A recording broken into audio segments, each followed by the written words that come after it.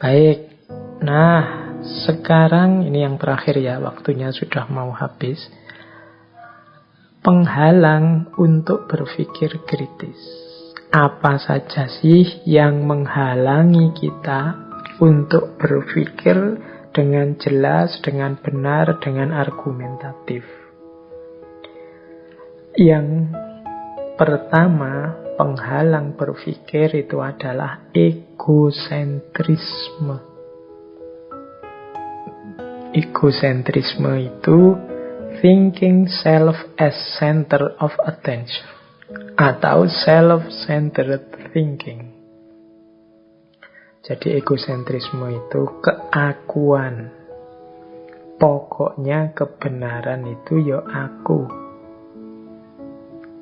Yang aku anggap benar, pasti itu benar. Yang aku anggap salah, pasti itu salah. Nah, ini namanya egosentrisme atau self-centered thinking. Nggak iso dikalahkan. Merasa dia sendiri yang paling benar. Ini kalau orang punya kualitas egosentris, biasanya susah untuk berpikir kritis.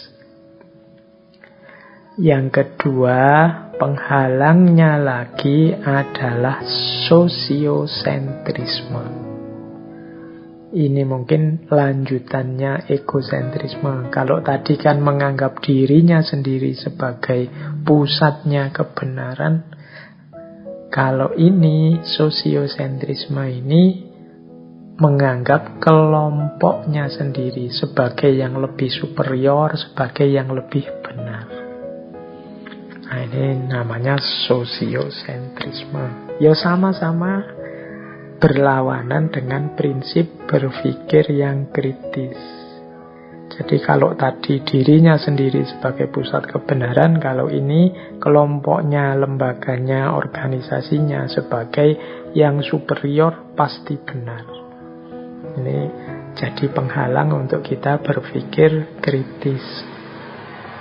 Yang ketiga, unwarranted assumption. Asumsi yang tidak diuji. Jadi kita mengasumsikan sesuatu tapi tanpa dasar. Pokoknya Indonesia hari ini itu adalah negara yang mau hancur. Nah, terus kita membaca Indonesia dengan perspektif mau hancur ini sebagai asumsinya. Tapi ketika ditanya orang, dasarnya apa kok Indonesia ini dianggap mau hancur? Ya pokoknya rasanya begitu saja, dia pasti mau hancur. Nah, ini namanya asumsi yang tidak diuji. Tidak ada argumennya, tidak ada buktinya. Nah, ini juga menghalangi berpikir kritis. Kalau asumsinya sudah tidak teruji kebenarannya, ya hasil pikirannya kemungkinan juga tidak bisa dipertanggungjawabkan. Wong ndak ada dasarnya asumsinya tadi. Itu yang ketiga, unwarranted assumption. Yang keempat, wishful thinking. Wishful thinking ini mungkin mudahnya ya kita definisikan sebagai sejenis angan-angan.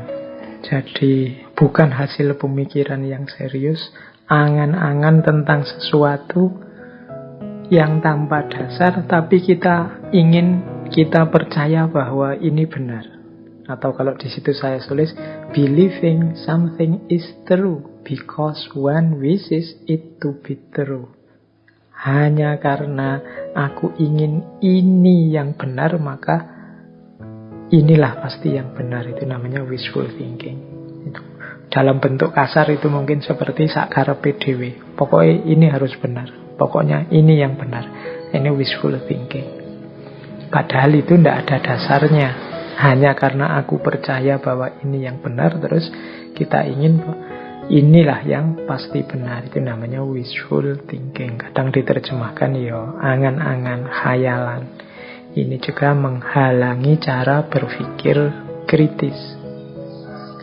Kemudian ada juga relativisme.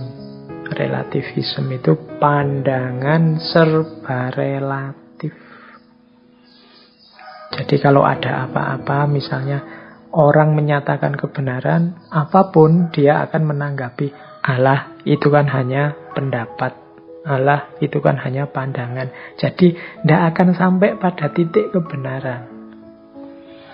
Jadi bahwa kita ini tidak sempurna, kadang-kadang yang kita anggap benar itu ternyata tidak benar, itu manusiawi. Tapi kita tidak bisa mengambil standpoint relativism total. Relativism itu ya kayak tadi, menganggap Allah itu hanya opini, Allah itu hanya opini. Akhirnya kita tidak bisa mengambil keputusan, tidak bisa memutuskan dengan dasar apa kita bertindak.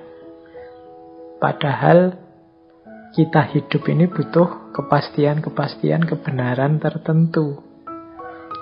Dulu orang yakin bahwa bumi itu datar. Itu kan kemudian belakangan terbukti keyakinan itu tidak valid. Yaitu memang opini. Tapi zaman itu, dengan keyakinan itulah orang berkreasi, orang berpikir, menghasilkan banyak teori.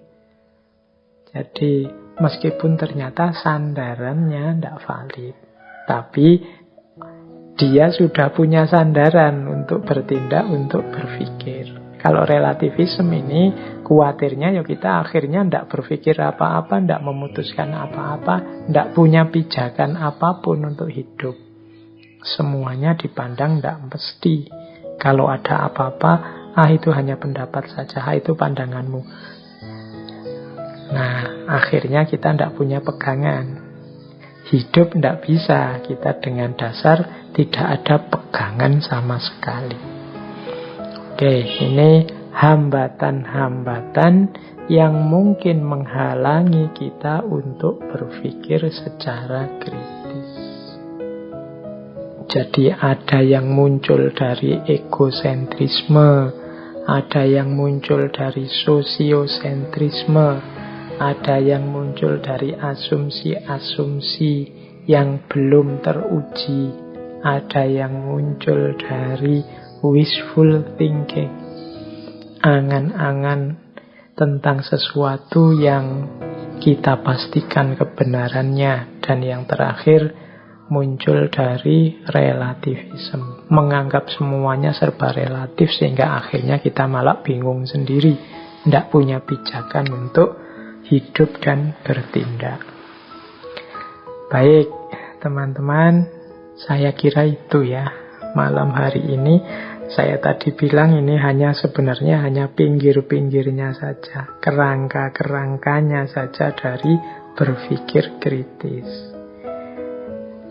Isinya sebenarnya logika itu. Berpikir kritis itu modal utamanya logika, berpikir yang benar. Nanti mungkin di lain kesempatan kita kaji lebih dalam lagi tentang berpikir kritis ini, karena inti hakikat filsafat itu kan ada di berpikir yang benar. Filsafat sebagai proses, kuncinya adalah kemampuan seseorang berpikir yang benar. Maka harusnya yang minat dengan filsafat itu juga semangat untuk belajar cara berpikir yang benar, termasuk logika, mantek, atau teknik berpikir kritis, seperti yang malam hari ini kita bahas. Baik, saya kira itu teman-teman sesi kita untuk malam hari ini. Kita masih ada satu sesi lagi di bulan ini, minggu depan tanggal 30 menjelang akhir tahun.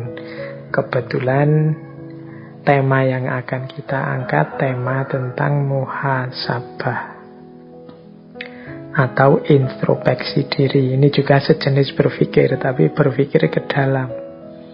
Semoga tema minggu depan nyambung dengan momennya, momen mengakhiri tahun 2020 menuju tahun 2021. Semoga kita masih dikaruniai kesehatan untuk bertemu di Rabu depan di tema introspeksi diri. Dari saya sekian untuk malam hari ini. Kurang lebihnya mohon maaf. Wallahul muwafiq, wallahu a'lam bissawab. Wassalamualaikum warahmatullahi wabarakatuh.